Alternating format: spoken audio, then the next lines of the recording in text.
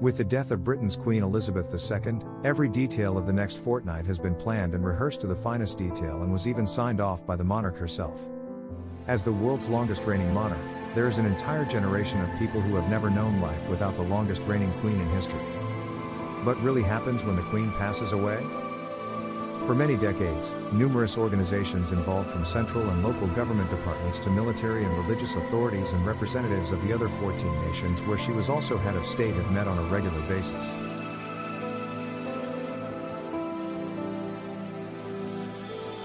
As soon as his mother passed away, Prince Charles ascended to the throne automatically. His title will be King Charles III.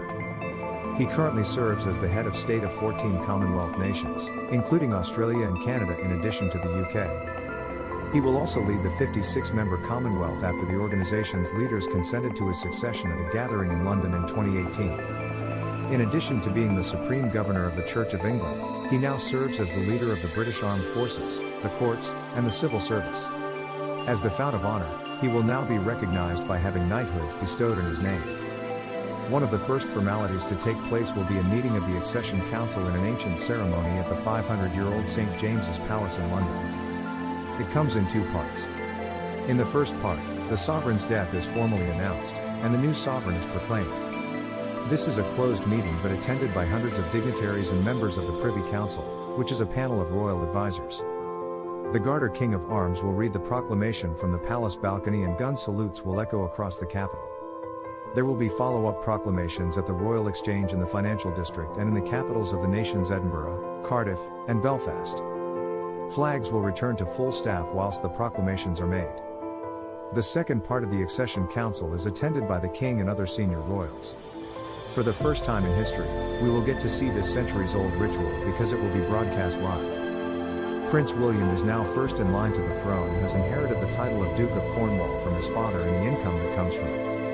He's now independently wealthy and his wife, Kate, has taken the title of Duchess of Cornwall, replacing Camilla who technically becomes Queen. The world will then watch as King Charles III takes a series of oaths and swears allegiance to the Church of Scotland.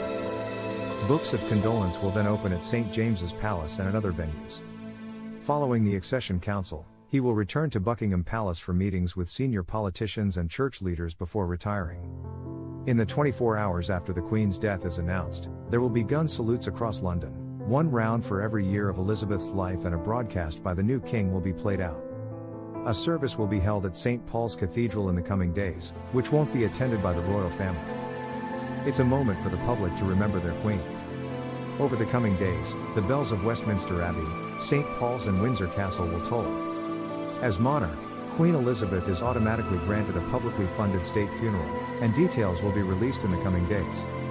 The Queen died at Balmoral Castle, her residence in Scotland, so over the coming days arrangements will be made for her to be transported back to England.